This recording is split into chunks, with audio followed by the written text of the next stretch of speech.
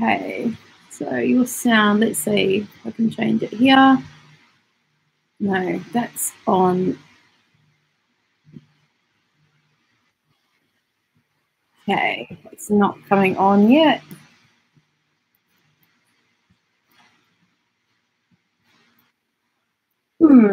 I've done all the usual settings. So you can hear me okay? Yeah, I can't hear you. Okay. I'll keep playing with some settings here. Let's with that. Invite, check your camera and mic. Change camera or mic. Okay, testing, testing. Mine is definitely going out, so it's your input that's not coming in to me. Maybe we should, are you on Skype and we could talk on Skype and I could talk you through it?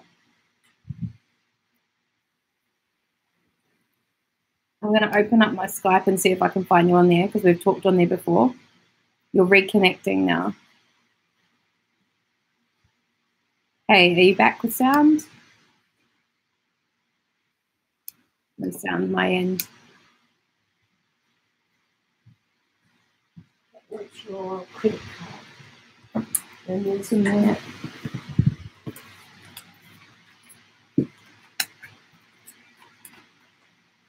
Sure that's the right one? Yes. Okay. Right, Michael, I'm going to go look for you on Skype and see if we can chat and we'll try a few things.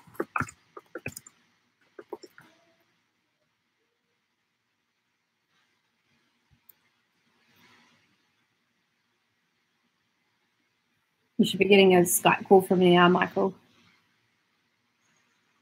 Hey, have I got your sound now? Yeah. Can you hear me? I can now. Yeah, so it's just not coming through. Are you talking into just your computer for your mic? I am, and it says the microphone is working. That's really weird. Usually at this point we're in the green room and you can see each other and hear each other and test everything. All right. Well, I'm gonna try something else. I'm gonna put my earbud into the computer and see if the microphone works. That's a good idea.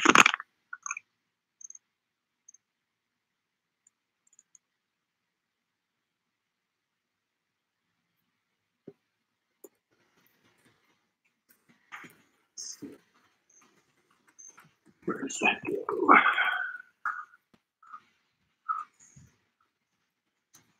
Tell me where it went.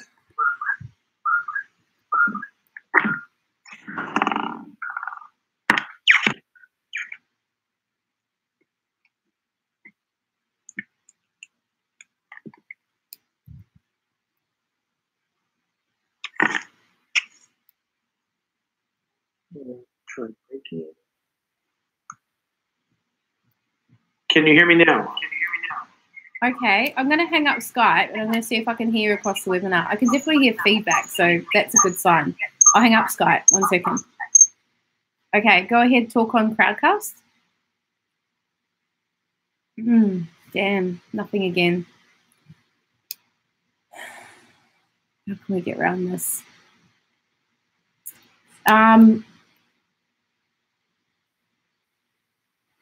Because I'm looking and I've definitely not muted you, so it's not that. And I can see you just fine, so it's not the internet connection. You're reconnecting, I think. I could completely close you out and invite you back on screen. I don't know if it's going to do anything, but it could be worth a shot. Yep. Try all the tricks we know. Here we go.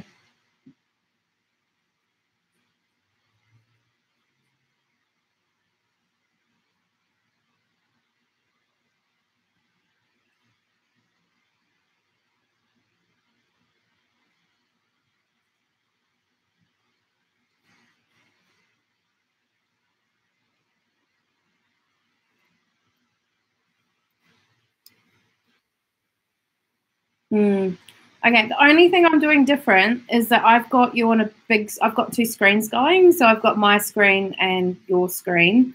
I can kill the second screen and see if it comes through on the one device. But I have a feeling that you're saying you're seeing the input and the sound's going up and the check seems to be working fine for your inbuilt mic.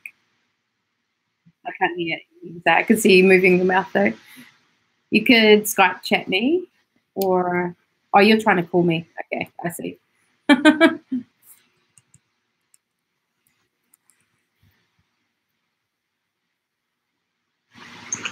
Can you see the text on the screen? I can see it on Skype. Yeah. Okay. Oh, hang on. I've just calls. Is that what you mean? I haven't seen any text. Is there a way that we can test whether you can just do my audio and not video and see if it works that way? Yeah. That's just a flick of a button. So I'll just turn your video off. But you're still on. So I'll turn down the Skype volume. See, it's still coming through Skype at the moment. And you can't hear me, right? Only on Skype. So I might kill the second screen and see if I can get it working through the one computer, which is what I normally do. I just sort of be extra organized and have a second screen going. So all right. That's another option. Okay, I'll yeah, kill this off and then restart it. Okay, bear with me. I'll just set the whole thing up again on one computer though and go from there. All right. Okay.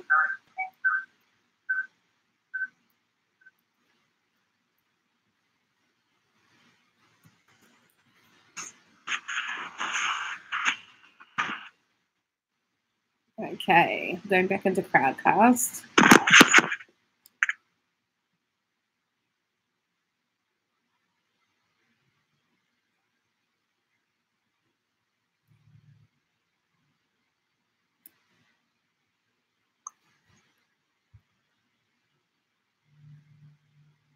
Okay, I've got a screen up here that has a picture of a microphone. It's got a picture of a camera with a slash through it, so there's no video. Okay, now you're on screen. I'm going to kill the Skype. Let's see if we can get something happening. I'll call you back on Skype otherwise. Okay, are you there? Damn, no sound again. Turn your video back on. Probably see your mouth moving. Are you on Chrome as opposed to Firefox or some other browser? Because that may be playing with it. I don't know what you're saying.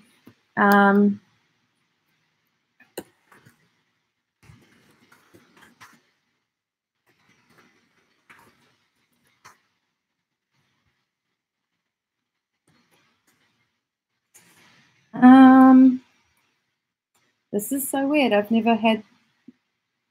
You're speaking, but I can't hear a thing you're saying, so I'm sorry.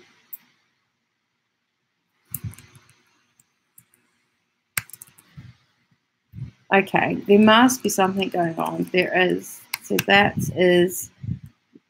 Let me try my settings at my end. No, I wouldn't try on Firefox. I would definitely leave it on Chrome. Into speakers, output. Output level is good. Input level is going. Can you say something? I'm just on my Mac sound settings now. Okay. Yes, now. Thank goodness. 13 minutes to go. Okay. Good. Very good. And do we know if Matt Barry has tested this? So Sebastian came back and said he couldn't be available for like 40 minutes because I said it'd be great if he could be on and just listen in and then go. I said, you know, hard to give an exact time, but I gave an approximate. And he came back and said, no way that was possible. And then I said, well, could he get on before 12:30 for a sound check and then jump off and do whatever he has to do and come back on? I forget the time I gave him. I've got it in my email. But I haven't heard back from that, so that's a little bit concerning.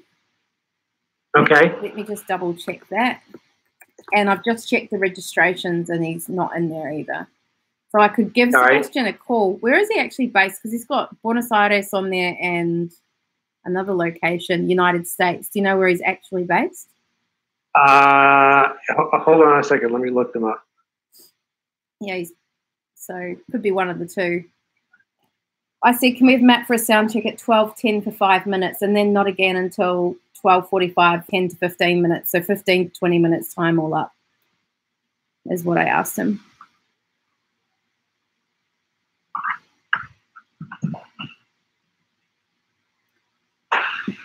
But I thought he was in Sydney.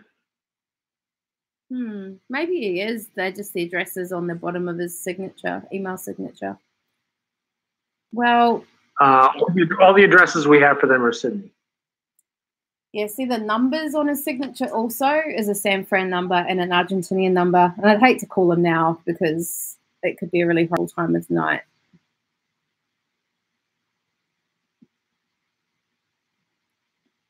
Should I try a Sydney number and try and get onto him? Well, I would try what's his name instead? Sebastian. That's Sebastian I'm talking about. I haven't liaised with Helma at all. Oh, you're talking about Sebastian. You're not talking about. I have no idea where Sebastian is. Yeah. Okay. Well, according to his email signature, San Fran and Buenos Aires. And Helma I haven't heard from, but if you have a number, I can give it a try. Oh, here's a number. Yeah, Sebastian looks like he's in Argentina. Yeah. Which is, and they're pretty much on a West Coast, U.S. West Coast time, I think. So it's early evening there, which means he's probably not in the office. They're both landlines too, by the looks. What about Helma? Have you got a Sydney number I could try her on? Helma? No, I do not have a phone number for Helma. Okay. There's probably no point ringing freelancer head office, is there? Because I'll just get passed around. I'll just drop a line and say, I don't know. So, hi, Sebastian, Helma. We are about to go live with the webinar session. I can't see any evidence of Matt having registered, so I can invite him to screen further into the session. Can you please confirm if he is joining us, and if so, what time, so we can factor this into our presentation. We're hopeful of him being able to make it. PCU as well.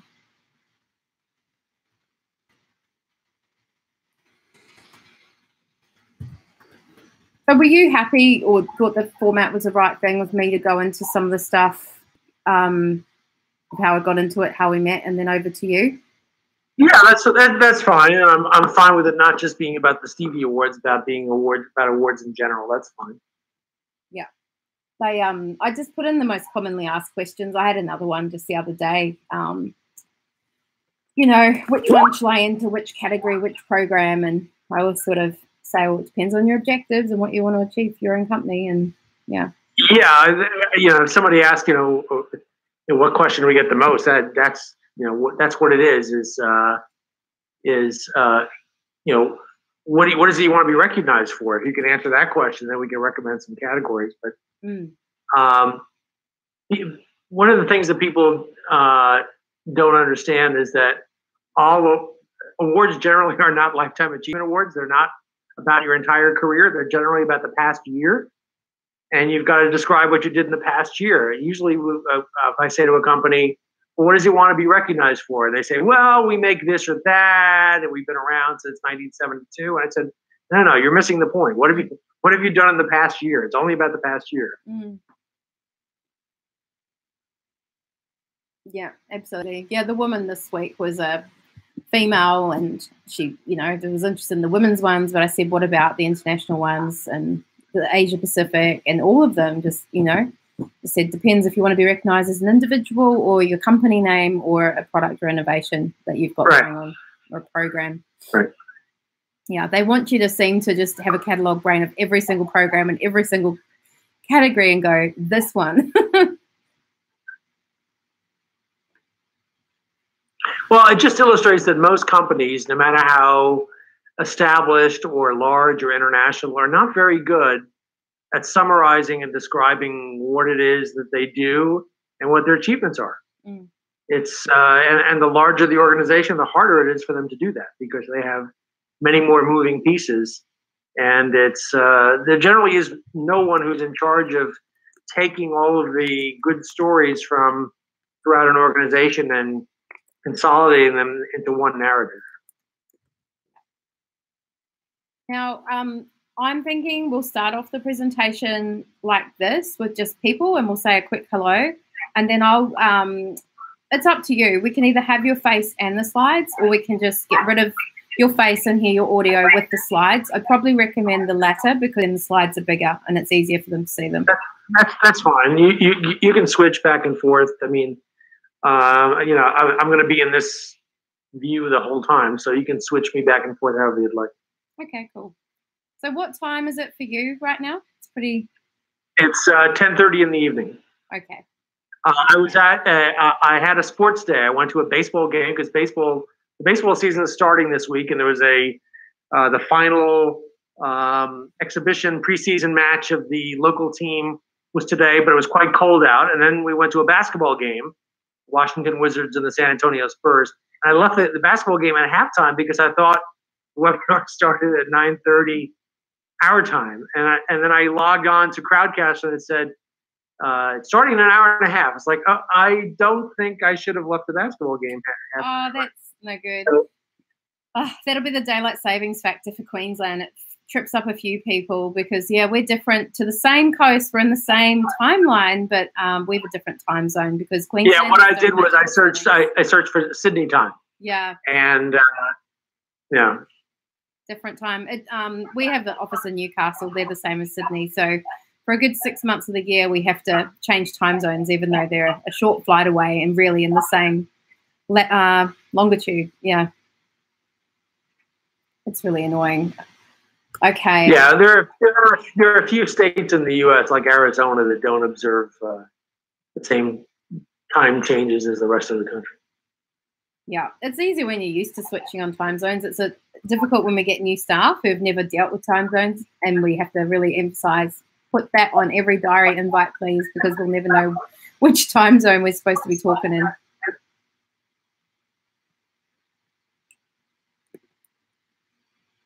So how many registrants do you have? We ended up getting 30. So that's a lot smaller than I anticipated, but lots of people will probably watch it post-session as well, and we'll distribute it to our database of 10,000. So that'll get. So you're gonna record. You are recording it. Yeah. The moment I send it live, it records, so I can send you that as a copy for any use you want. Okay. It's an MP4. I can yeah. put So it on YouTube, or you if you have 30 registrants, you'll have 10 to 15 people show up. Yeah, could be. Usually we can get as many as 200. It's hard to tell what we'll get, but we're not doing any different time than we normally do. I thought it was a good topic and good guests, and I thought we would pull a whole lot more. And I certainly pushed it out. I did a lot of tapping people on the shoulders on LinkedIn, like, I don't even know, hundreds of copy paste, saying this is for you, get on it. And to the Awards Hub list on MailChimp, to the Creative Collective list on MailChimp, plenty of social posts. So, yeah, I'm not sure why it didn't get the traction I thought it would. I did have some people come back and say, yeah, I'm familiar with the Stevie Awards. I've entered them before. I've entered clients before. We've had success. They're a great program. So I think maybe some are feeling like they know about it. They don't need more information about it, which is possibly good. Yeah. I have prepared a list of PR people too, and it went out to them, but that's a list we can work further through the year. And even send the recording. Yeah, I thought we had a more extensive list of PR agency people, but no. Yeah. It used to be easier to find lists like that. They're not really maintained anymore. Adweek magazine used to publish a directory of advertising and public relations agencies around the world, but they don't do that anymore. So I've got a fan going because it's still really warm here, and even just wearing a jacket's quite warm, but I wanted to look more formal. So you can't hear the sound of that. I cannot, no. Okay. Have you seen my hair blowing like a model on a photo shoot? That's why. No, it hasn't moved at all. I actually tied it up because I thought on that side it would literally be blowing like a photo shoot. So are you going to start moving into your autumn soon? Is that just about this time? Yeah, we should be there actually. It's usually cooled off by now, but it's like a last heat wave or something. I don't know. I was at the beach this morning. The water's really warm and lots of surfers, and it's muggy at the moment. We're all kind of over it. We're not usually saying that, but we're all actually ready for winter. Yeah, well, we're saying that about the winter. We're over that. Yeah, you're ready for the heat.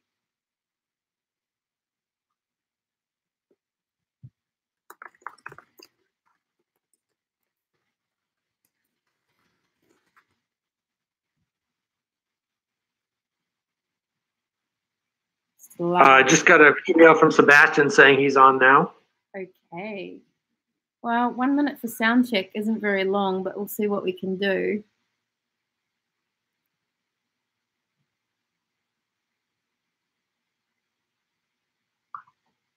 It says, apologies, he is there. Not seeing anyone called Sebastian.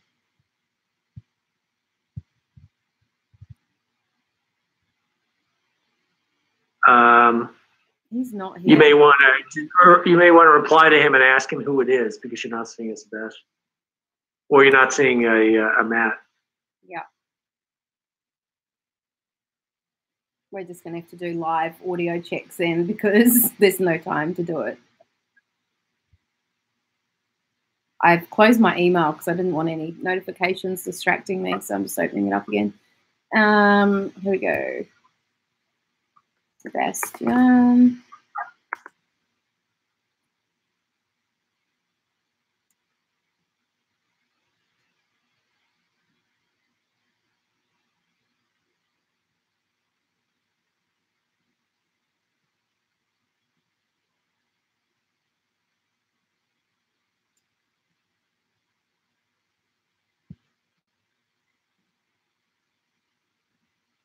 Wow, it's still loading. I'm just shutting out everything I can think to shut down. Okay, here we go.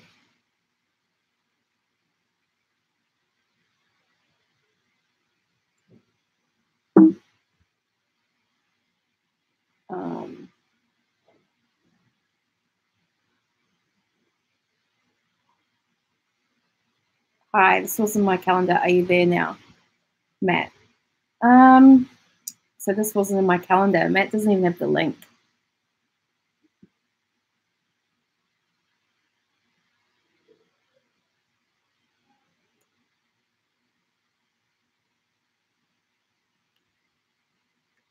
Hi, Matt.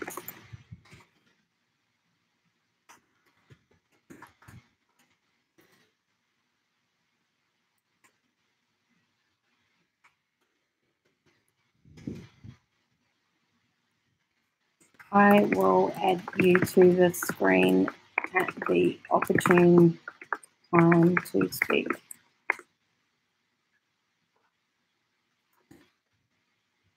Okay. It has been informed. We better go live. I think you need to start, right? Yeah, we need to. Okay, so it doesn't look like they've even passed on the link. So he's been passed it on now, and he's hoping he can find his way in from it. So I'll just keep an eye on the people. So, yeah, I'll do the intro. You'll speak, and I'll be able to coordinate all that behind the scenes anyway. Okay. Okay. Let's do it.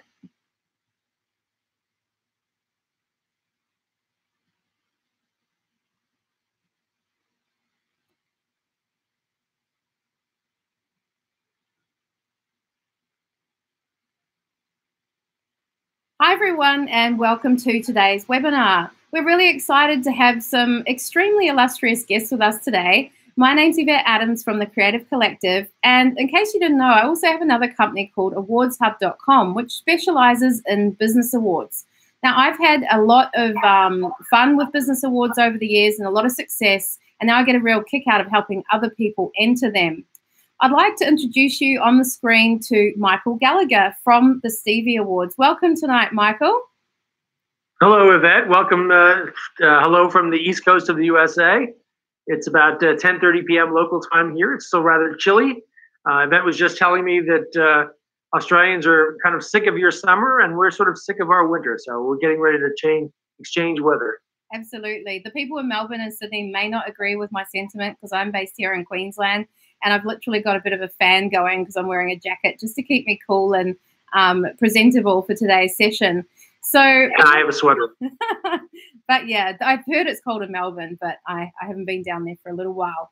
Now, we wanted to say a quick hello in person so you see what we look like, and we're going to get rid of our faces now and switch over to a slide deck and tell you all about the amazing world of business awards. So 1 second.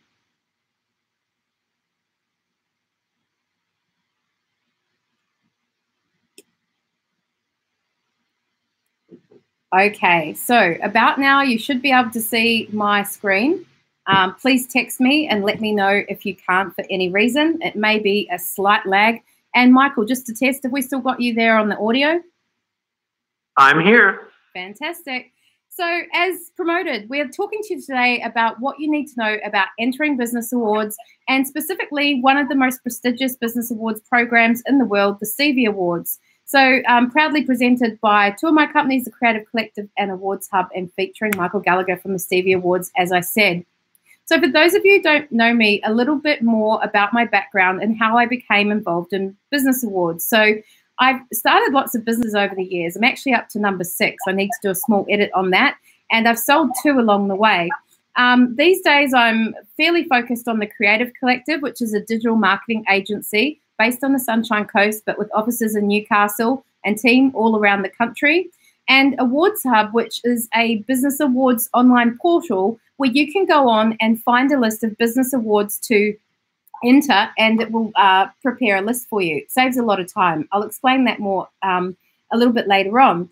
I'm also the mother of 2, and for the last 10 years, I've also had a long association with Michael and the Stevie Awards, promoting these amazing awards programs here in Australia and New Zealand. And it's been great to see lots of incredible businesses come through from Australia and New Zealand, both individuals and the organisations and people within the organisations, as well as programs and innovations. But we'd love to see more, so we want to tell you all about them. So why I started entering business awards is as a startup business. If any of you are early stage or maybe remembering back to your humble beginnings, I had 2 children, and I'm featured on screen here with my youngest. She's now 11 years old. And that was my business. It was a study of my home. I printed the Creative Collective sign. I stuck it up in laminate. I got a business card and a website, and I was in business. But I didn't have really a marketing budget because I didn't have any clients yet. So I had to find ways to get my business out there and market it on a really small shoestring of a budget. With a background in PR, marketing, and journalism, I totally understand the potential PR benefits of entering business awards. So I did get sort of 6 months into my business. I did get some clients. I did some good work. But by then I was looking for more. How else do I get my company out there? It's also worth mentioning that you might have picked up on, my accent is a New Zealand one, though somewhat changed, some say, from 7 years spent in the UK and traveling the world.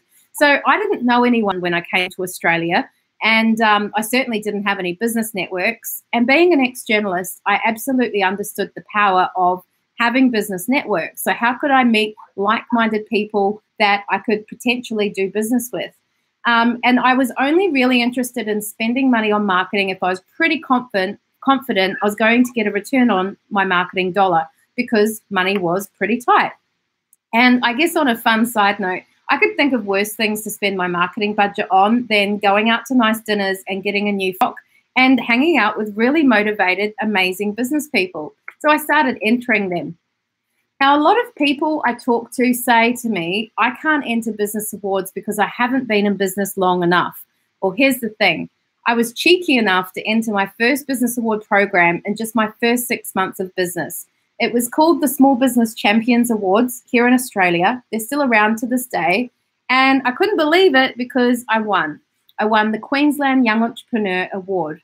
So it just goes to show not all awards will recognize you if you haven't been in business for a short time, but some business awards programs do have categories specifically for emerging businesses, that is early stage businesses. So just check the criteria as to whether you can or can't enter a particular awards program you might be interested in, and have a go, I guess, would be my biggest tip off that.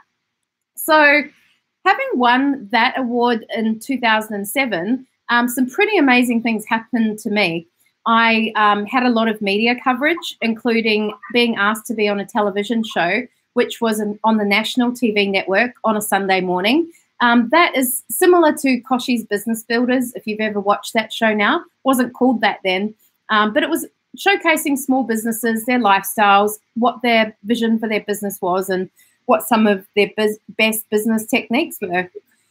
So I got that. Then it's syndicated to Vodafone, the telco network website, and so on. And then it also went in Qantas in-flight TV. So pretty soon the phone started ringing, and I was asking people, how did you hear about me? And they were suggesting it was the media or the business awards and things associated. So I went, right, I've got to do more of this stuff. And I started looking for what else was out there. And that's when I discovered the Stevie Awards. And I discovered the Stevie Awards for women in business, and I entered the Asian entrepreneur. I know New Zealanders and Australians don't always consider themselves as Asians, but we are in the Asia Pacific sort of region if you look at the world in a global context. And that image of me is me. It's actually a video clip, me going up to accept my finalist position in New York. So I didn't win that, but at that event, I met Michael, and that's who's on the call today. So now we've been talking to each other for 10 years and building the interest and entrance from this Australia and New Zealand regions for the Stevie Awards, which has been a great journey. So Michael, I'd love you to tell the audience more about yourself and why you even created the Stevie Awards. Sure. I had been doing awards for a small company in New York City back in the early 1980s. Was one of my first real jobs out of university, and it was a very small company that put on film festivals and advertising awards and television awards. And I worked with them for 6 years and loved it. It's a very rewarding thing to organize awards programs because you get to make people very happy, and you give someone a lovely trophy, they're your very best friend for about 5 minutes. That was in New York City, and I moved to the Washington, D.C. area exactly 30 years ago, and got into other industries for a number of years. But getting back to awards was something I always wanted to do. But I knew the world didn't need any more advertising awards or television awards. There are plenty of those already. And you may recall that there were a string of major business scandals in the early years of the 21st century, especially in the USA. And having gotten an MBA at one point in the late 90s and considering myself a student of business, I looked at the business landscape and I thought it was rather unfair that the entire business world was being tarred with the same brush that had been wet by the misdeeds of a very few companies. In the USA alone, there are more than 25 million businesses, and most people get up every day and go to work with the best of intentions to do the best job they can and as honorably as they can. And I thought, well, I knew how to do an award show. I think the world needs an Oscars for business. And I decided to start one, and I started work on the Stevie Awards in early 2002. And we staged our very first ceremony in April of 2003. Our very first Stevie Awards program is the American Business Award, which is our oldest. But we now have 7 different Stevie Awards programs, 6 of which are international. The best known ones in Australia would be the International Business Awards, which is an omnibus program that has categories to recognize achievement in every facet of business, from public relations and marketing to customer service, human resources, general corporate management, corporate social responsibility, websites, apps, you name it. And that program is open to every organization around the world, and it gets several thousand nominations every year from organizations in more than 60 nations. We also have the Stevie Awards for Women in Business, which only recognizes female entrepreneurs, executives, employees, and women-run or women-started businesses. And that program is now in its 15th year. And of all the programs that we have, and I mentioned we have 7 of them, we get the most nominations actually in the Women in Business program. It strikes me that Australia has a lot of enterprising women, and it's the most distinctive things I think about your economy. Among the other programs we have are the Stevie Awards for Sales and Customer Service, which again, every organization worldwide can participate in. We have a 5-year-old program called the Asia Pacific Stevie Awards, which is only open to the 22 nations of the Asia Pacific region, including Australia and New Zealand. And to set that program apart, the categories are focused only on innovation in all aspects of business. So whereas in a program like the International Business Awards, an organization might be recognized for their corporate responsibility program or their financial performance over the past year. In the Asia Pacific Stevie Awards, only innovation in various aspects of business are recognized. So you see here the logos for 6 of our 7 programs. You can learn about all of them at stevieawards.com. And all of them, in general, recognize achievements over the past year. For example, we just opened 3 weeks ago the entry process for the 15th annual or 2018 International Business Awards. And that particular program will recognize achievements made since the beginning of 2017 and only through 2017. So if your organization did something great in 2014 and you're looking for recognition for that, you're not going to find it in the International Business Awards. And actually, you probably won't find it in very many business awards programs around the world. One of the most distinctive things that you need to keep in mind about awards programs is they're generally focused in any given year on a pretty narrow time frame, which is generally just the past year. So that's a brief overview of the various Stevie Awards programs. So, Michael, I might backtrack. You were just talking about the different awards, and I thought it'd be nice to have a visual of those logos and the great trophies you can win. But let's step it back for a moment and discuss why even enter these, because maybe there's some people online or who are going to listen to the recording who are thinking, I think it's good for this, but I don't know what else. So for me, I just think there's so many benefits. You couldn't even list them all on screen. And everyone you talk to would probably say something different. Would you agree with that, Michael? Like, what do people say to you as the biggest reasons they've entered the awards that you're associated with? Well, there are a number, and I'll enumerate some of them in a moment. But I think the most important thing to keep in mind is that awards are tools. And like any other tool, a tool is only worth what you build with it. With a hammer, you can build a mansion, or you can put it in a drawer and let it gather dust. And an award is the same thing. We have a number of people every year who win awards, and they take them back to their office and they put them on a shelf and it gathers dust and they don't do anything with it. And that's the hammer in the drawer. But smart Stevie Award winners take their award and they really they merchandise it to help build their brand, to better the relationship with their employees. It says a lot to an employee when you nominate their work for an award. Just the very act of preparing to nominate your organization or a team within your organization or your corporate website or any number of executives, just the process that you go through to research the nomination and to write it and to edit it is very valuable. What you wind up with are you wind up with very succinct and hopefully compelling stories of achievement in your organization that you can not only use as awards nominations, but you can use them in other ways to promote your businesses. As I mentioned, awards are great employee relations tools. They're brand building tools. They are networking tools. As a vet, and a lot of the Australian women who've won awards over the years, and the Stevie Awards for Women in Business can tell you, is they make a lot of contacts if and when they come to the awards dinner in New York.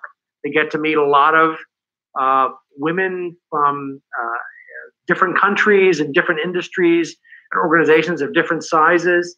And then even in the course of one evening at an awards dinner, they make great contacts that can prove to be very beneficial in their business going forward. And we have on all of our individual program websites, there's always a page that says top 10 reasons why you should enter. And I would encourage anyone to go to any of our Stevie Awards websites and view that.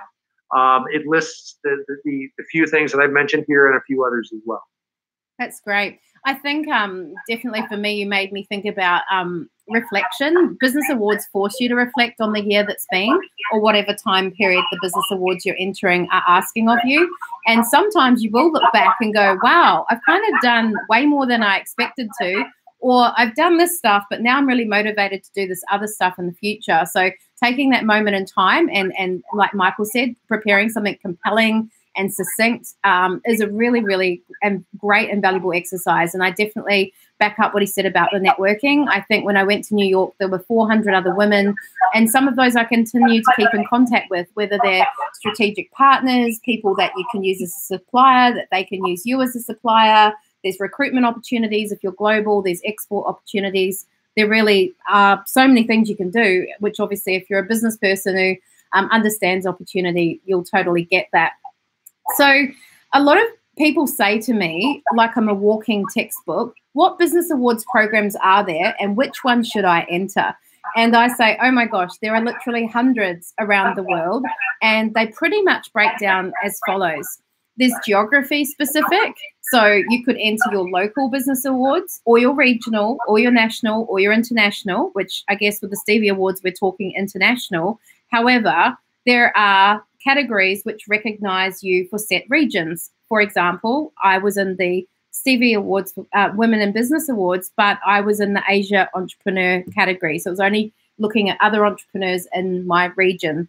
There's, of course, industry-specific awards, and I do find in dealing with lots of business awards clients that they tend to like to stick to those. I guess they feel comfortable with their industry peers. But, you know, if you've got a really great business or a really great innovation or really great staff, what's stopping you being recognized internationally? Don't hold yourself back and just look at the industry-specific awards. I would encourage you to take it a step further. There are awards for age specific, so people under 35, under 30, 40, under 40, and all these sorts of titles. So while age is on your side, you could certainly look to enter business awards and be recognized for your business acumen for your young years, which was definitely a strategy I employed, and business functions as well. So with some of these programs that the Stevie Awards has out, like the Stevie Awards for Great Employers, they're specifically recognizing some HR best practice. So they're good ones to look at. In IT in Australia, we have things like the iAwards, which I was successful in winning the ICT Women of the Year in 2013. So that was great for me to network and get showcased amongst my peers in the IT industry. So it really comes back to what do you want to be recognized for? Michael, what would you have to add to that? Because we were just talking about that very topic right before we went live, weren't we? Well, it relates to the question we are asked most often by people who are interested in our awards programs. The question we get most often is, you know, you have a lot of categories. Which category should we enter? And the answer to that is, well, what do you want to be recognized for? I mentioned earlier that all the awards are pretty much about a specific time frame, generally the past year. So just as we would ask a potential entrant, what do you want to be recognized for that you've accomplished over the past year? And if you can answer that question, we can recommend some appropriate categories. The same goes for awards programs. And we have awards.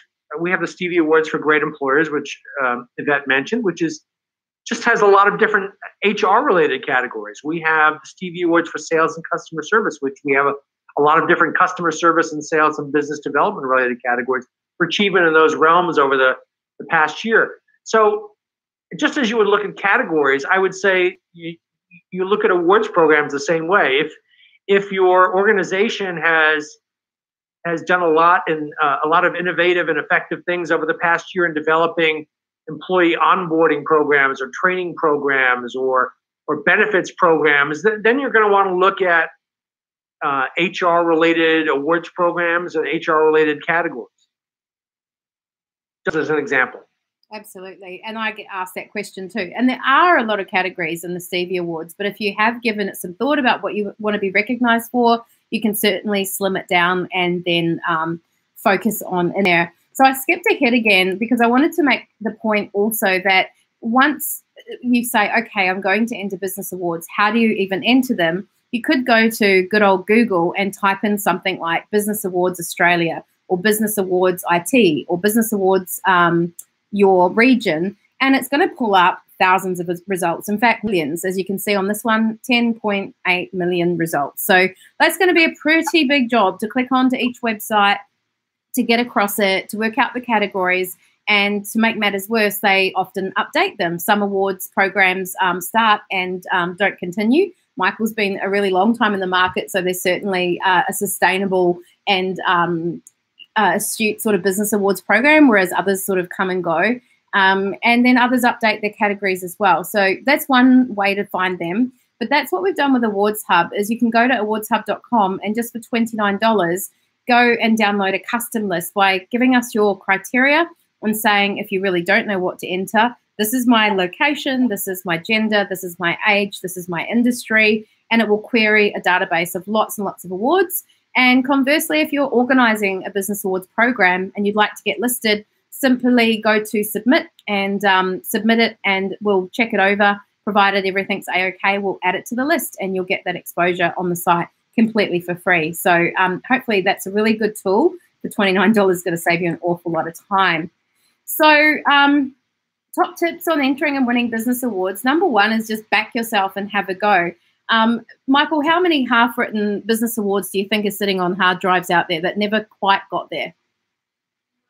Quite a lot, and we can track that even on our own system, because back in 2002, when I sat down with a web developer and we started to plan the Stevie Awards website, and he said to me, "Well, how do you want it to work?" And I said, "Well, I sort of want it to be like Amazon.com, where you can start to write a bunch of nominations and throw them in your shopping cart, and then you can edit your shopping cart, and then at some point decide you want to check out." And it sort of works like that, where organizations could begin to create nominations and return to them and edit them as many times as they want. And then when they're ready, they can submit them. And there are quite a lot of nominations that get half prepared or a quarter prepared that never get finished and submitted. We mentioned earlier that one of the benefits of entering awards is that it forces you to rationalize what your achievements have been over the past year. It forces you to think about how to express those achievements in a succinct way, in a compelling way that people can understand. And the larger your organization, the harder it is to do that, because there are more stories to be told within an organization, and no one's really in charge of collecting those stories and making sense of them. And I tell people all the time, and people find this hard to believe, but most companies are pretty bad at describing what it is they do, and they're even worse at describing what it is they've achieved within a narrow time frame. And that's, we see that reflected in the number of abandoned nominations. It's kind of hard to do.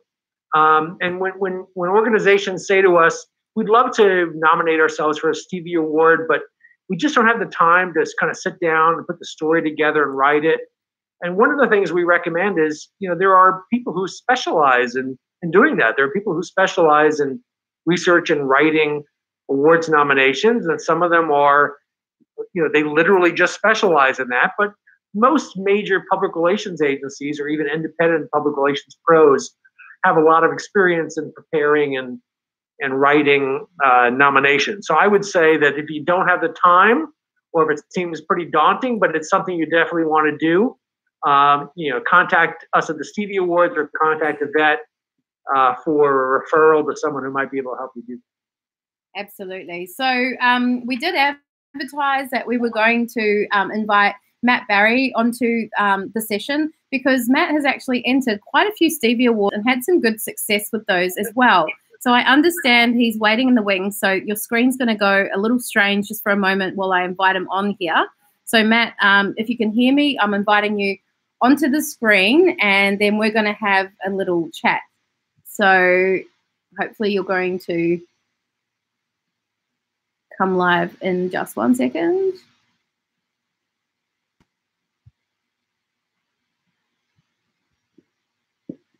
And sorry about the screen in the meantime. It's make you a little car sick. Okay, Matt has been invited on screen, and it'll probably just take a moment to connect. Not sure where in the world he's joining us from today. He does travel a fair bit. And here he is. Welcome, Matt. Thanks for joining us. No problem. How are you? Good, thank you. So I'm actually going to hand you over to Michael to have a bit of a chat, because, Michael, you're more familiar with all the different Stevie Awards that Matt has entered and had success with. Would that be okay? Sure, that's fine. Can you hear me, Matt? I can. How are you today? I'm well. Thank you. Thanks for having me. Well, I think, when Yvette and I talked about doing this webinar, and I suggested that maybe we invite a major Australian winner of Stevie Awards to participate in this, the first company that came to mind was Freelancer, because you've won more Stevie Awards over the years than any other Australian organization. So congratulations for that. Thank you. Obviously, your organization participates on a pretty regular basis in a number of our different Stevie Awards programs, including the International Business Awards and the Asia Pacific Stevie Awards. Maybe you can tell the folks who are listening in why you believe that's been a smart thing for Freelancer over the years, and some of the benefits you've seen from your people winning Stevie Awards.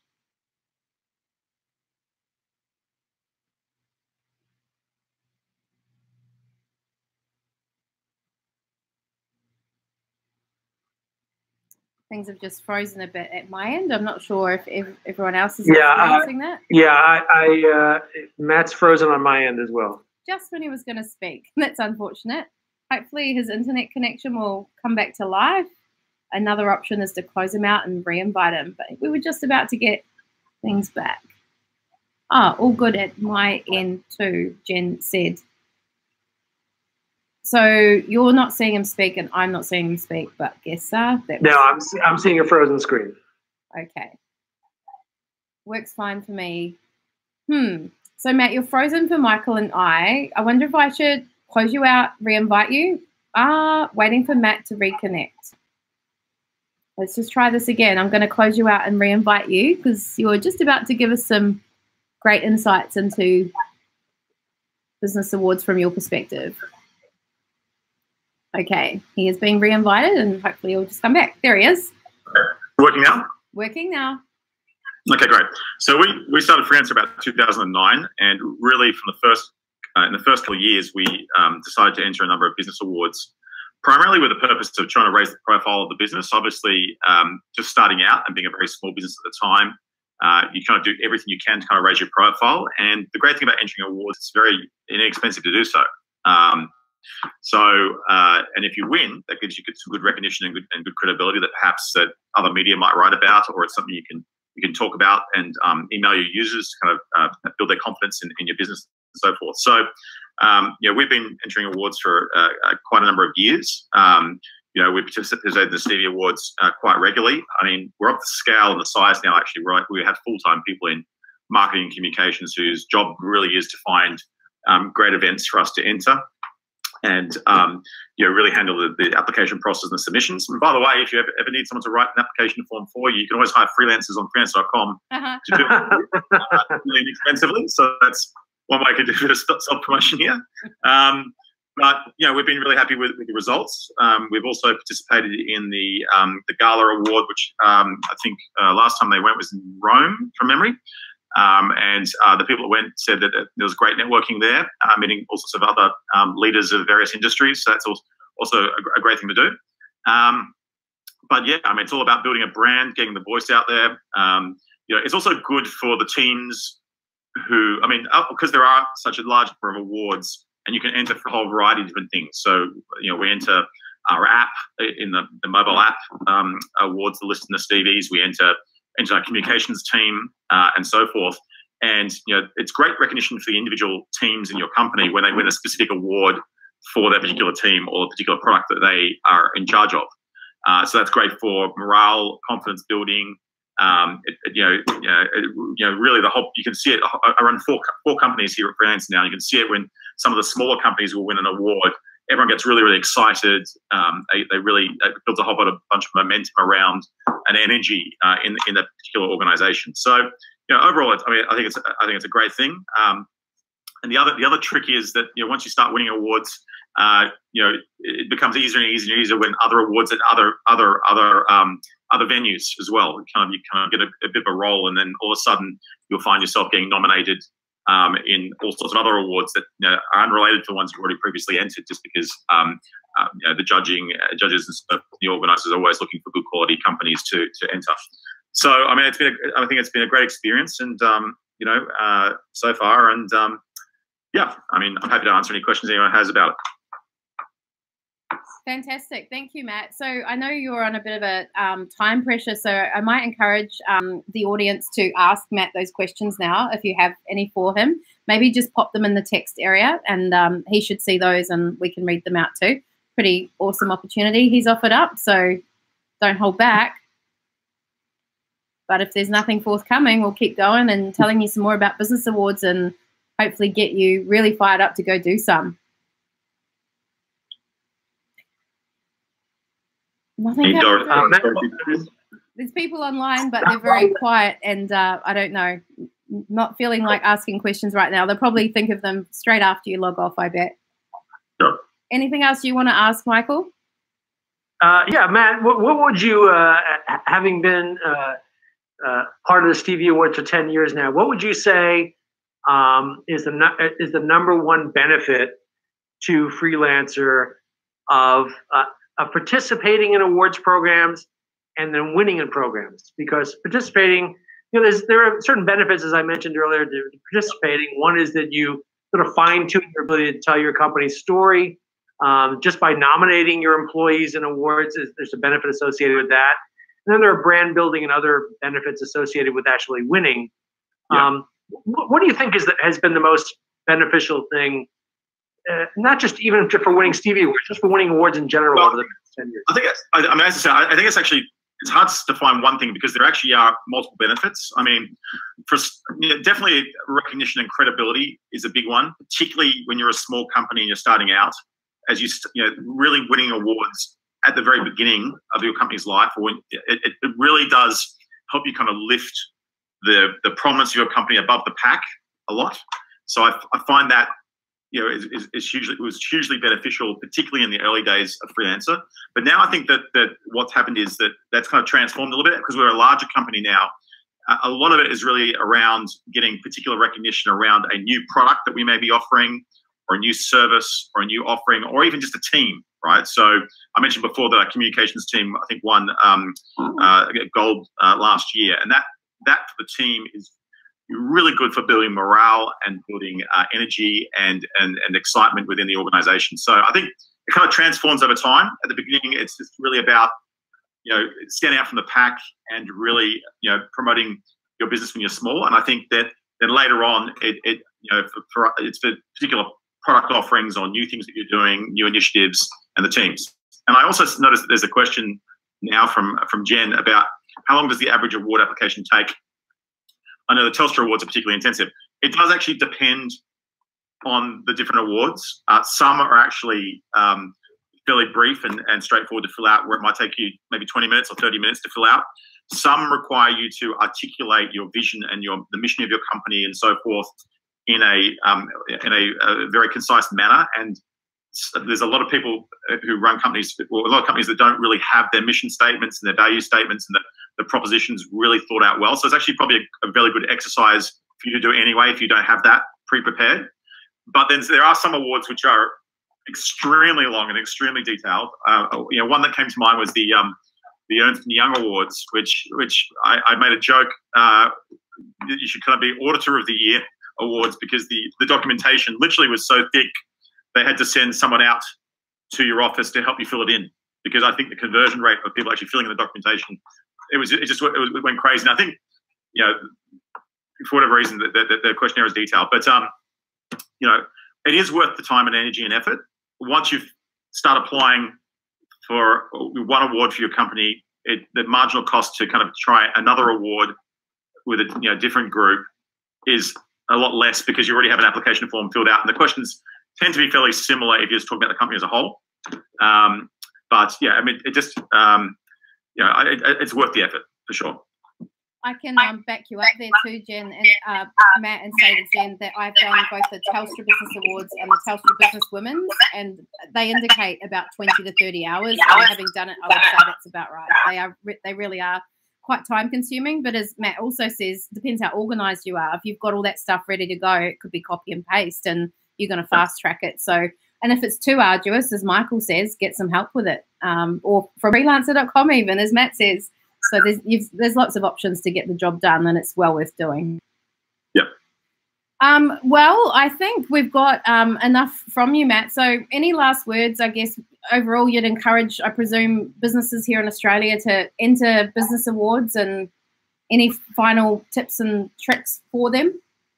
Well, the final thing is they look great in the trophy cabinet out of the office, right? So when people come in, you have all the awards lined up, and the Stevie Awards look fantastic. Got the little gold, silver, and bronze men all lined up. Yep. It's always impressive if someone comes in and sees all the awards. So that's the added benefit, I guess. Yeah. You must have a little bit of a metal army there from your Stevie Awards entries, I would imagine, at the office. The actual trophy cabinet is made of glass, and the glass is bending. So we're a bit worried that people so we'll have to figure that out somehow. Yeah, you might have to get someone to build you one. Yeah. Well, thank you so much for your time. I'll let you go because I know you're really busy. Fantastic Thank to you, have Matt. you here. Right, thanks for having me. But rest of the audience, don't leave us because we've got more tips for you, and we're just going to switch over to sharing screen a little more with a few final tips, and then you can also ask Michael any questions you may have. So you should be able to see my screen again there, and we can go back to the presentation. Okay, so it might be helpful to delve into as well the process of entering business awards. Now, this will very much vary from program to program, but as a general rule, there's a few sort of things that will happen. First up, as we've been talking about, you need to prepare your business award submission, and you have to decide to DIY, do it yourself, or get help. And you might get halfway through doing it yourself and then decide to get help. I get a lot of those last-minute help me calls. I prefer it when there is a long lead-in and we can do a good job than when we're right on deadline, just as a disclaimer. Then you need to submit the business award submission, of course, by the date and in the format it's required. In the last few years, there's been a massive move towards sending in online entries, which is great because then you don't have to compete with people who have full graphic design teams and do all that extra time in graphic design. It's literally write it up. I recommend to do it in Google Doc or Word where you can totally spell check it and check your word count, because often you are subject to word count per question or for the overall entry, and then you need to submit it. Some awards programs have a fee, so make sure you identify that and have the company credit card ready to go, rather than get to that and you're right on deadline and go, oh my gosh, I need a credit card and I don't have one, and all that kind of stuff. It is quite common to pay a fee, I guess, for the admin that's involved in judges and administrating the entire awards program. And on that, the fees for the Stevie Awards vary per program and per category, don't they, Michael? They do. Yeah. We even have some free categories. You mentioned earlier that there's no reason even a startup can't nominate themselves for an award. We have startup categories in a number of our awards programs, and we don't charge an entry fee for startups. That's nice. And another great feature of Stevie Awards is that often the earlier you get your submission in, the early bird prices apply. The later you leave it, the more you'll be penalised. So get organised early and you won't have to pay those extra fees. Thereafter, you'll get notified that you're a finalist. In some awards programs, it might be restricted to just a handful of finalists. And in other awards programs, there's really a very long list. Sometimes there's a long list in certain categories and not in others. You'd have to ask the awards program organisers as to why that might be. That depends on their criteria. Finally, there may be an interview process, which might be on the in-person or in phone. I know I've had to drive down to Brisbane to do in-person interviews for Telstra Awards. I have had to do interviews on the phone because I just couldn't make a location on a set day and time. And I've always been, assured that it would not impact on my entry. And it hasn't, because some of those I have still been successful in winning. But in the case of the Stevie Awards, you'll breathe a sigh of relief. There is no interview process. Do you want to explain, Michael, how the judging works for Stevie Awards and why there's no interview process? Sure. We all of our judging is done online with very few exceptions. We do have some publication categories in the International Business Awards where nominees send in hard copy publications, and in those cases, we do have an offline judging session, usually in Washington, D.C. In July, judges sit around a table and review and rate annual reports and marketing brochures and other types of publications. But otherwise, all of the judging is done online, and that enables us to recruit judges worldwide. And because the judging is done online, it can be done anytime, day or night, during the judging window. For example, right now we're in the middle of judging for our Asia Pacific Stevie Awards, even though we're still accepting entries for that particular program through April 11. But we've had judges working on the nominations already submitted for the past month.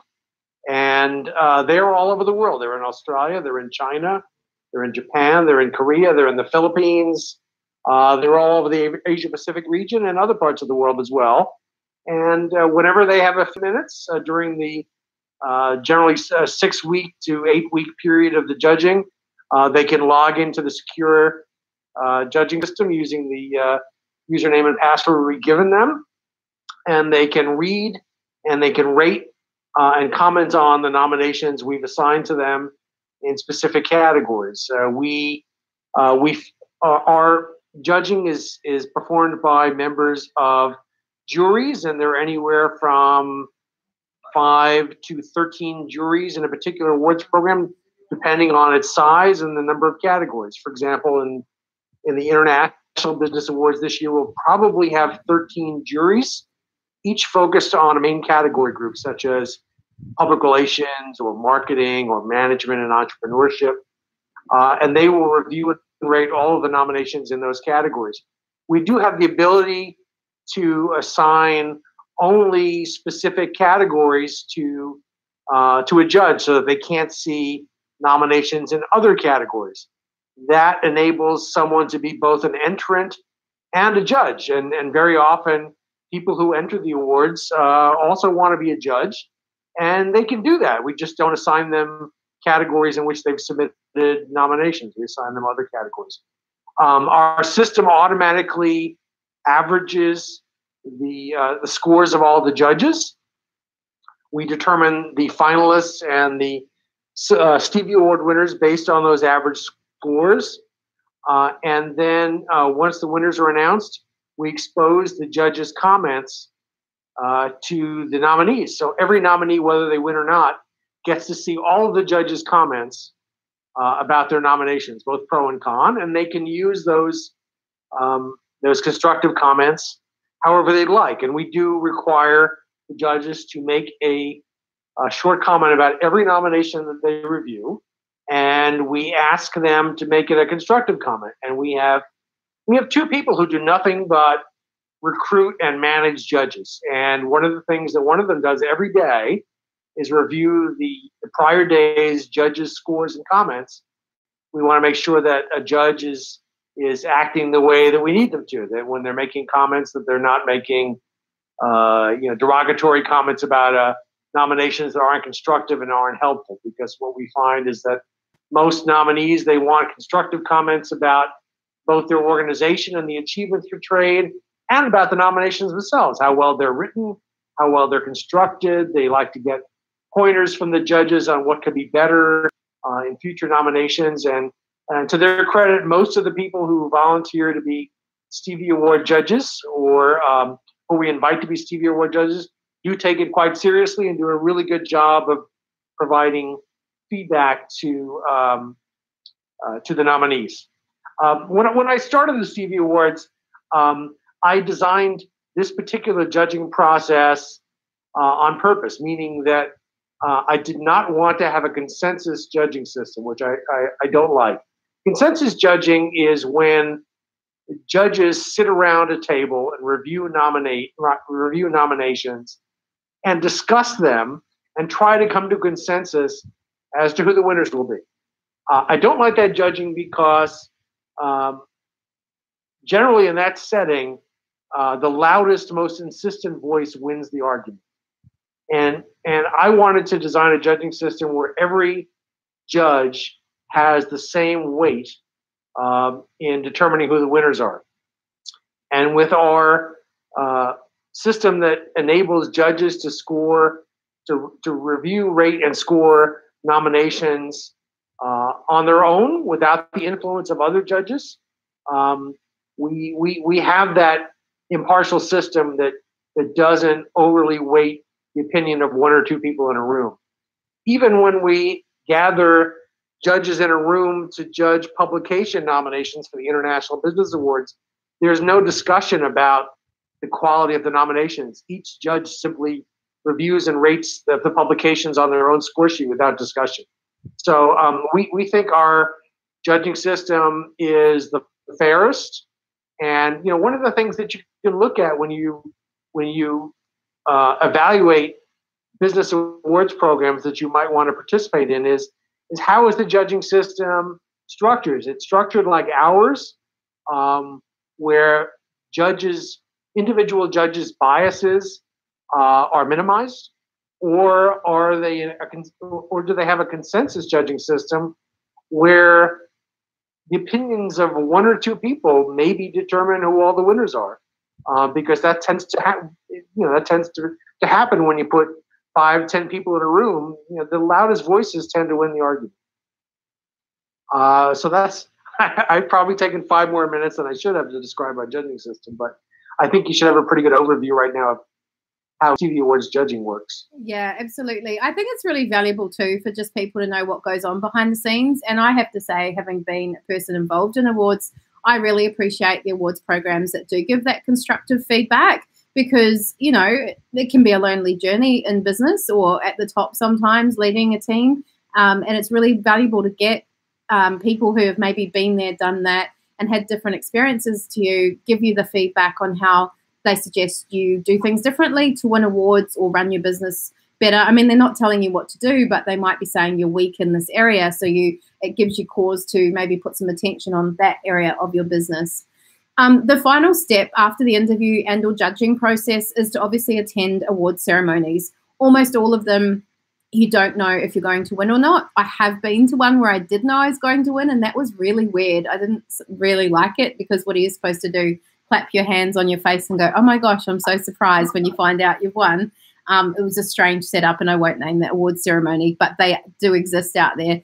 But in most cases, it's a complete surprise.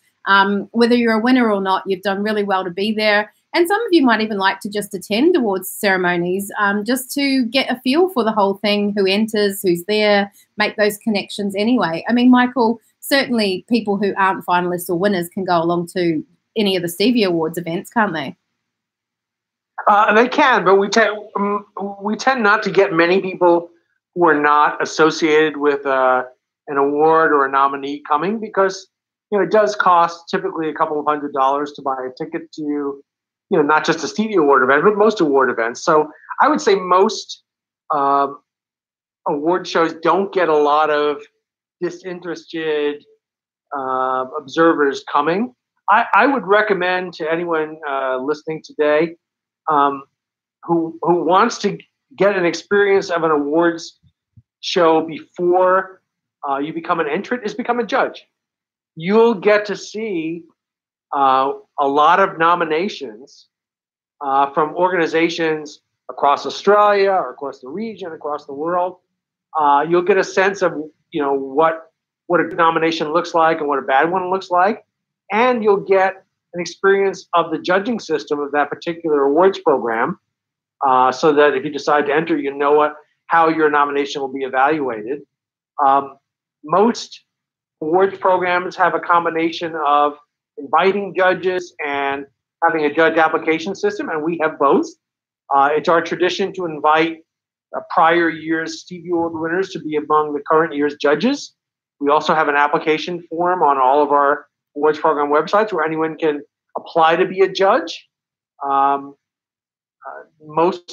great majority of the applications we get are from accomplished professionals who we're most happy to find a role for them in the judging process. And because we have so many categories, we can generally find some category group for just about any professional who wants to be a judge to participate in.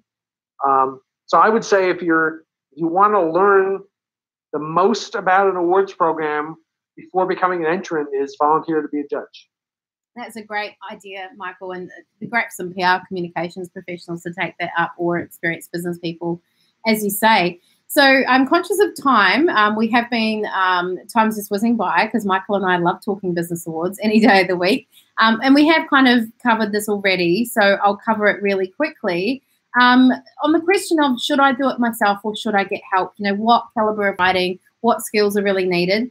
Michael's already mentioned it, but I would say if you've got the time but not the money, well, you're pretty much going to have to do it yourself, aren't you? Maybe you're in startup phase and every dollar counts, then, just give it a go yourself. If you do have the money, but you're really short on time, then you should totally outsource it. I think a lot of savvy business owners who have come to be successful have realized that outsourcing things that they don't have time for or are not good at is definitely the way to leverage their time and get more done and get better results. Another consideration is, does writing come easily to you? I'm blessed that writing does come easily to me, but I can tell you that my maths really sucks at times. So I'm lucky that's a strength of mine. Maybe it's a strength of yours too, in which case maybe write it. If, writing just doesn't, spelling, stringing words together, or even just talking about yourself is difficult, then maybe get help. Design skills are needed in some awards programs, not the CVs. So that's something to think about. And I guess if you are looking to get help, or whether you're looking to do it yourself, for me, a good business awards application is combining business writing, which is fact-based, evidence-based, with creativity. Because I always feel a little bit sorry for these judges who are reading dozens, if not hundreds of entries and thinking if everyone's talking in the same boring business speak, are they enjoying the reading and are they engaged and are they therefore going to have a good positive sentiment towards the judging? So, it can't just be someone who talks in fluffy writing and doesn't have that business acumen and the right wording for your industry and evidence built into that application. But I think it also can't be so dry that it's dead boring to read. There's no enthusiasm. There's no excitement. It's hard for the judge to comprehend because maybe it's even too technical. So watch out for that as well. And it's just articulating your story. And sometimes on word counts, as Michael has said, there's so many stories to tell. Which part of you being awesome do you communicate? So working out to how to get a lot of information across in a succinct manner is a real skill. And that is definitely something when I've worked on a lot of business awards applications for myself and other people that I've had to be really mindful of. Some of them will say, yeah, but you didn't talk about, and I'll say, yeah, but word count, remember, we've only got 500 words to play with here. So what do you want me to lose to insert that bit you've just said? And then they usually say, okay, I understand now. Michael, do you have anything else to add to this discussion of DIY or get help? I don't.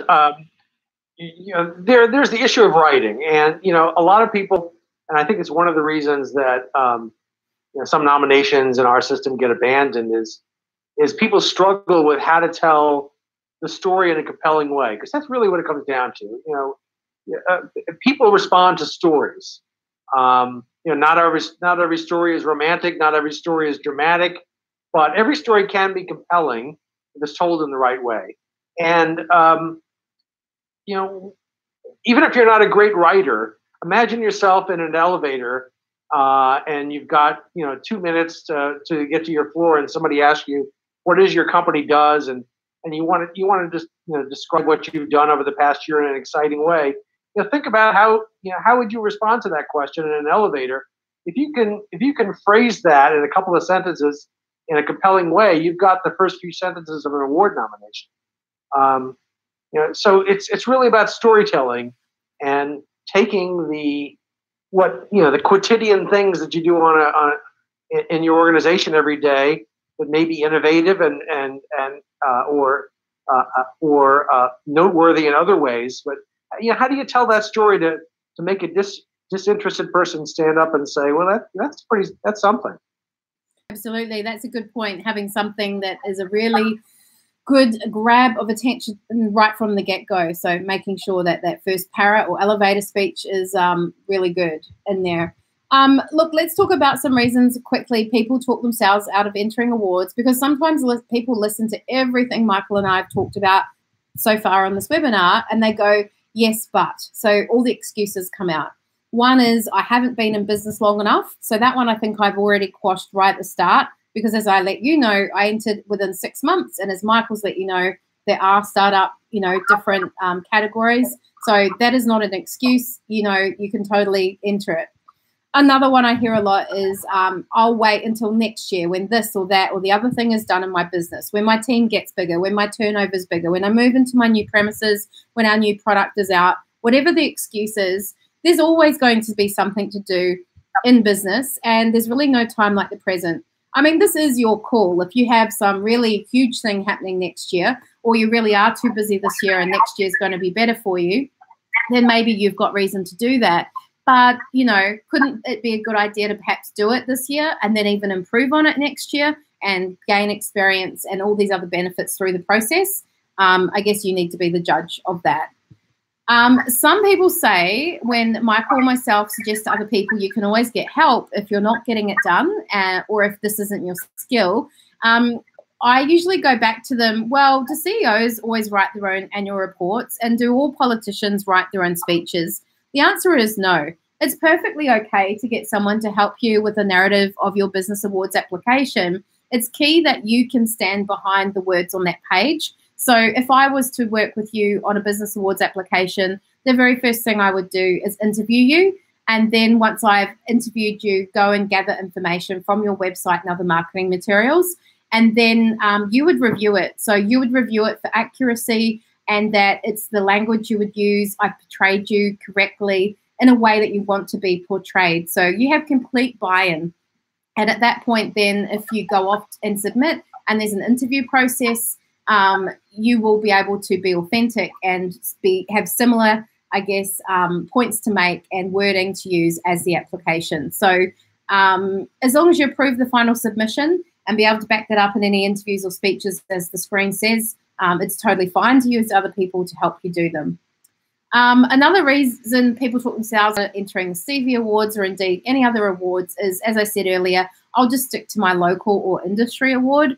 You can start there as a strategy and then go bigger. So some people do what I call drop in the water effect. They start local, then they go to regional, then they go to industry or international, or you can just shoot for the stars right from the start. There's nothing stopping you, even if it's your absolute first application, entering one of the Global Stevie Awards programs. So I guess it's kind of a boldness or a confidence. And I had that thing up earlier. I don't know if you're familiar with the saying, Michael, tall poppies, but we talk about that here in Australia and New Zealand. People are too humble for their own good sometimes, and they don't want to stand up and be proud and share their message because they fear getting cut down, which unfortunately does happen occasionally. Have you heard of that saying before? Tall poppies? Have I heard of it? Yeah. I have not, but I've heard similar stories. We have Yvette's counterpart in the United Kingdom is a woman named Fiona Brown. She's our marketing representative there, and she told me a story several years ago. She went to a gathering of about 500 British women entrepreneurs, and there was a seminar about something or the other. And at the end of the event, the MC said, "Okay, now is the time when you get to share your story about what your organization does." And she asked for a show of hands who would like to come up on stage and talk about what their company does. And she said that one woman raised her hand. And I said, well, if this was the United States, all 500 hands would be up, because that is our culture here in the US, where you have to stand up and tell people your story. You can't assume that people know it. So I understand that every culture is different, And in some countries, it may be seen as bragging, or speaking above one's station if one stands up on stage. But in business, if a tree falls in the forest and you don't tell people it's fallen, believe me, no one hears it. Yeah, we've got to get over that. And there's lots of discussion about how we all need to support one another and encourage each other to go forward. This is another one I hear a lot. They say, I haven't done enough. I've, only, turned over this much, or I've only got 3 staff, or I've only got 1 product, or whatever the reason might be. On that, I usually say, when I won the Telstra Businesswoman's Award in 2010 for Queensland, my turnover, I'm going to be really candid here, was only about 300,000, and I was operating from home with 5 staff out of a garage. So it wasn't, any big corporate office. It wasn't a big team. It wasn't a big turnover. But for some reason, they must have loved my story. Looking back, I think it was the fact that I'd been such an early adopter of cloud software and technology, and was using them in really innovative ways. And I guess doing business like everybody does business now, but that was 8 years ago. So don't say you haven't done enough or put up those barriers either. Everybody has a story. You might have done more than you realize against your counterparts, and you've just simply got to be in to win. Some people, this is a little bit of the tall poppies culture again, say, I don't want to do it because I don't like the limelight. I would be terrified of standing on stage and talking about my business or about myself. On that, I say, that's cool, get a spokesperson. And Michael, I think I've even seen you do it at awards where you sort of interview them or just get a picture and move them on, and sometimes a speech is not required, right? Well, very few people. We invite every winner who comes on stage to speak for 20 to 30 seconds. It's usually about 30 seconds. And, there's not much you can say in 30 seconds, although women tend to give much better short speeches than men do. But generally, once winners come off stage, we take them to a videographer, an interviewer, where we ask them a couple of questions about, what does it mean to win a Stevie Award, and how do they think winning a Stevie Award will help them? And, we use those videos in our promotion, but we also make them available to the winners as a tool that they can use. I mentioned one of the first things I said today was that awards are tools. And we like to give our winners multiple tools that they can use. And coming to the awards dinner and Stevie Awards programs is an option. Attendance is never associated with winning. Only about half of our winners ever come to the dinner, and that's fine. If they don't come, we'll send them their award afterward. But among the benefits of coming is that we'll take photographs of you on stage getting your award, and we give you those photographs for free, and you can use them however you'd like. We videotape you receiving your award on stage. We give you the videotape. You can use it however you'd like. Those interviews that we perform with winners, as they come off the stage, we give you the interview. You can use it however you'd like. So, we give you the tools, but you have to use the tools for them to be worth something. Yeah. And I think everybody, even if they've got a small business, would have someone that they could get up to speak if you were absolutely terrified. So I know my business partner, Katrina, out of Newcastle, really doesn't like big audiences and public speaking. So usually I get to do it because I'm a little bit more confident on it, but doesn't mean that she's any less valuable, and she's very, a huge part of the business and does a lot of stuff behind the scenes. She just happens to not like standing in front of people in big crowds. So find someone, if you're like Katrina and you don't like doing it, who's happy to be a spokesperson. We've talked a little bit about this, but just to quickly cover it as well, how much work is involved? That was Jen's question. I think Stevie Awards are probably some of the most succinct awards programs available, so it might make you even more attracted to them. Michael, there's different requirements for different programs and categories, but generally speaking, most categories require still 500 words on your past year of achievements. Is that correct? And some supplementary income? Not income, supplementary docs. It's generally anywhere from 500 to 650 words. Mm-hmm. Again, usually about achievements over a specific period, generally the past year. We do in some of our programs have lifetime achievement categories. And in those ones, you can talk about, what you've done or achieved or over your entire lifetime, but that's pretty rare. We do have media categories for websites and apps and brochures and videos, and those require less of an essay, generally up to 200 words, describing the work's purpose and results to date. And those are great categories to enter for young companies. You mentioned, Yvette, some companies said, well, we haven't really done much yet. Well, one of the first things companies do when they form is create a website. Even if you don't have much turnover yet, if you've got a great website, we have website categories. There are lots of different awards for websites. Maybe you can win an award just for your website when you don't have much of a turnover yet, and maybe you don't even have any employees yet. So there are plenty of categories that very young organizations can enter, as well as more established ones. Yeah, so I guess look into the award you're considering entering, and maybe as part of your award strategy, if you're looking for ones that aren't too much work, you might go the way of ones which are less input, and as Michael says, maybe into the website categories and things like that.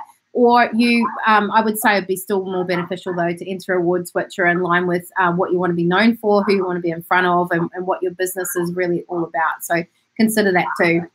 Matt touched on this, which is the first application is always the hardest. If you don't have a strong company vision, mission, overview, bios, things like that, getting your first one together can be hard work, hence the woman on the screen looking like she's screaming.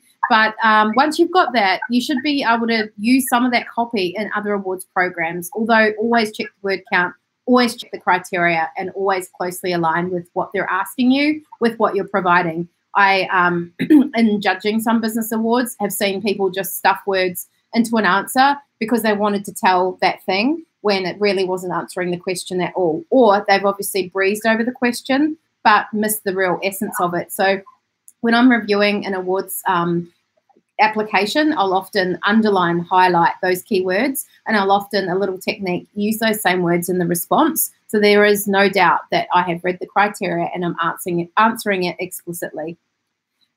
You've got to, I'm really conscious of time because we're a little bit over, but other tips, commit to doing it a fair way out. As Michael said, he sees lots of half-written things on hard drives. So note the key dates, try and get I guess a feeling of what's involved, and then block out time in your diary as if you're going to work on it, attend any interviews, and attend, the actual award ceremonies. Some will require you to enter even on a regional, state, and national level as well, if you keep going right up. So enter them as if you're going to go all the way, and then review the criteria. So what do you need to get in place, and start getting help. If there's other people in your team who can start preparing the financials you need, or talking to your accountant or bookkeeper, your charity, if it's I've got to get a picture with them, or us giving them a check, press coverage, collating that, or asking your marketing department, etc. The sooner you get all that together, the better place you're going to be for entering awards. It's also not about cliches. So think about when you're doing an awards application, what makes you unique and better. I love the saying that there's some things you just can't call yourself. Like, we have great customer service. I don't think that's going to win you one of the sales and customer service awards. You need to evidence how. So what makes you unique and better than everybody else's customer service if everybody's essentially saying the same thing? And you can state the facts that no one can argue with, such as we offer a full money back guarantee, or all of our fleet are equipped with state-of-the-art technology, or we have over 1,000 customers across Australia. These are facts that no one can argue with. They're not saying we're reliable, we have great customer service. People could argue with those statements and say, you know what, I didn't have a great experience with you, but facts are much better things to use. And then the other tip is whatever statement you make, evidence it. So you can see some examples on the screen of a statement of where to sell a year in business in 2017. Well, that's nice, a judge would say, but what does that mean? Better would be, we have had a stellar year in business in 2017 with an increased turnover and growth. So that's better, but even better would be metrics. So we've achieved a 20% year-on-year increased turnover since our founding in 2007, and to have doubled our staff. So they're actual evidence on the statements you're making, and they're really showing that growth that judges can totally get an idea of how far you've come. And then collaborate with people who can give you the winning edge. So, we can help you with that, or we've given you lots of options. The best feedback I have from clients, which is often, is oh my God, you've made me sound amazing. And I always say back to that, that's because you are amazing. And some people don't even realize just how amazing they are until they've been through that whole process, reflected on it, read the application and gone, I really am doing all those things that I didn't even realize. I hadn't stopped and thought about it because I'm just so busy in business or so busy achieving my goals and things like that. So it's great, the whole reflection process. And as Michael said, very rewarding. So I'm going to make you guys an offer over email to actually get the awards list I was talking about on my website, not for $29, but for free.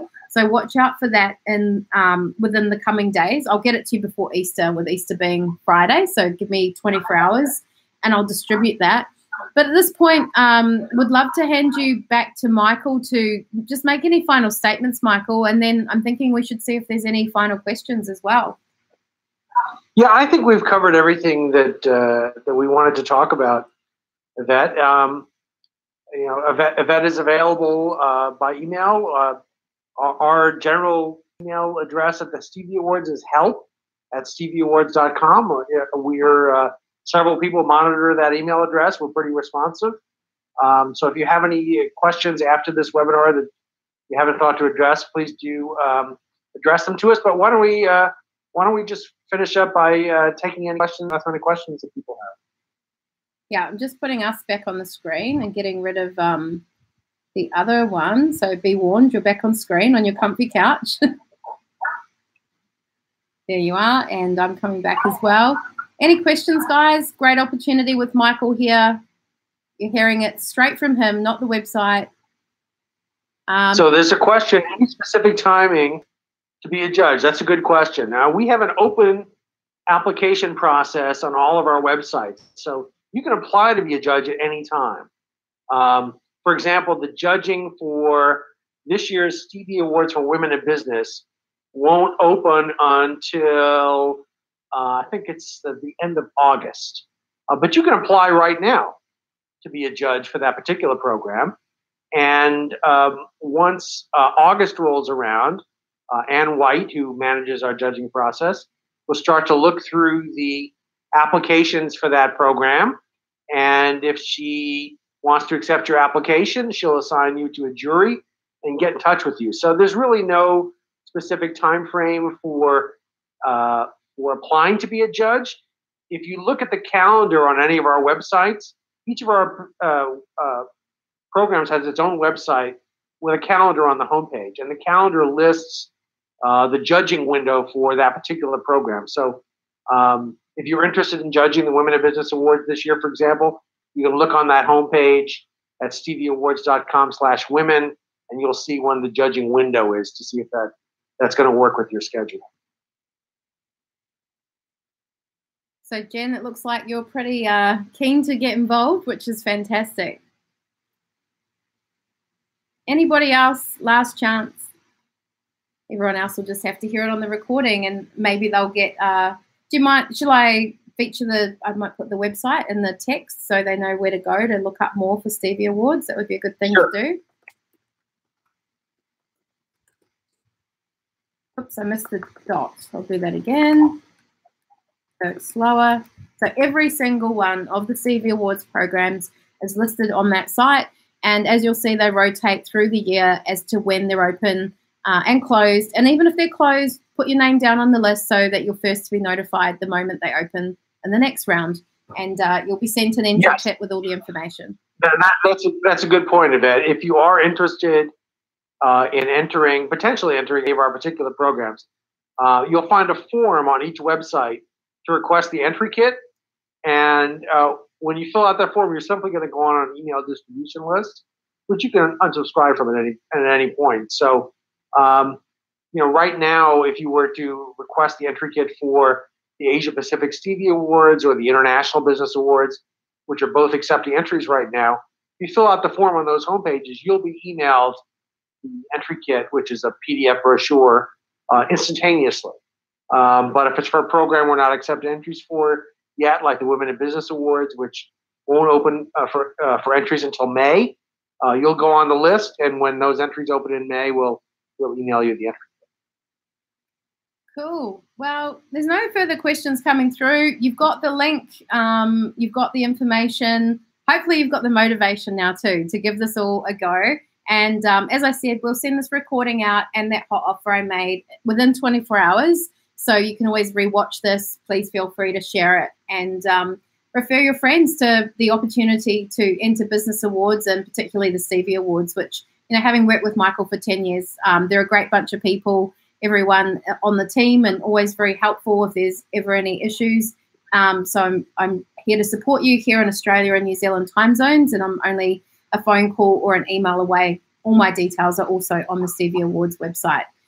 So thank you for joining us, Michael. Must be getting late there. Must be ready for bedtime or a cup of tea or something. It's time to go to bed now. Pardon me? It's time to go to bed now. Well, good night. That was a good night story for you. A webinar tonight. Thank you. And thank you all for tuning in today. Hopefully this was helpful to you. Yeah. Thank you, everyone, for joining us. Thank you for organizing this. No worries. All right. Well, onwards and upwards. Here's hoping we get lots of people now aware of the Stevie Awards and coming along to the events as well. Thanks so much. Great. Okay. Good day. Good day and good night.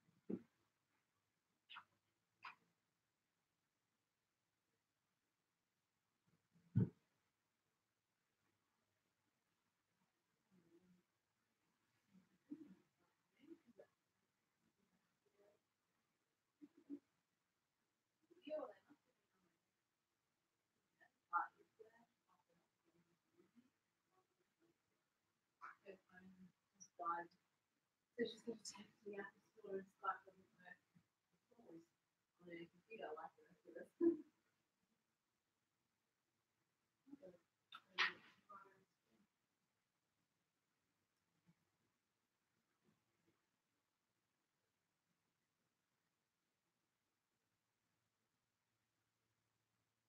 That would look quite good in the background.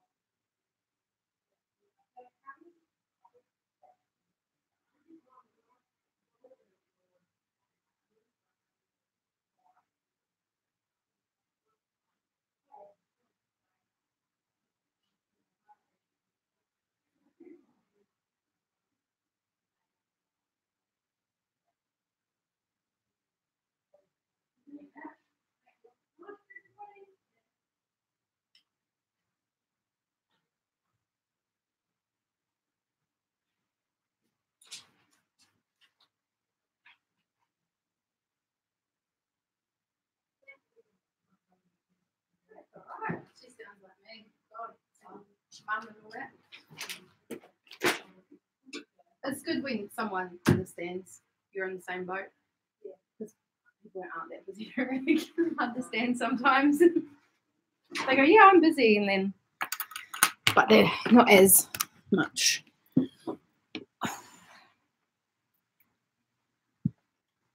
I've basically used my whole day on next to nothing.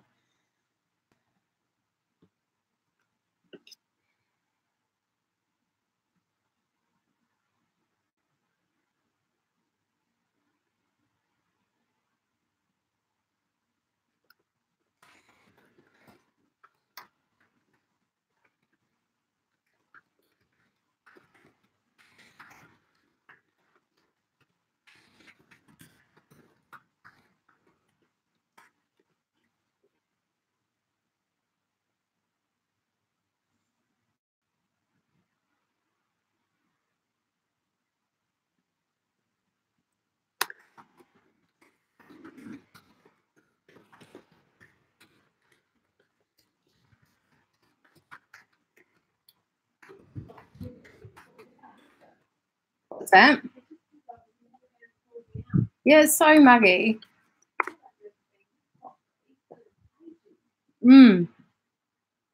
Yeah, it's a bit much, a bit over it. New Zealand's great at the moment. It's like nice like this, but cool enough. Yeah. Not stuffy.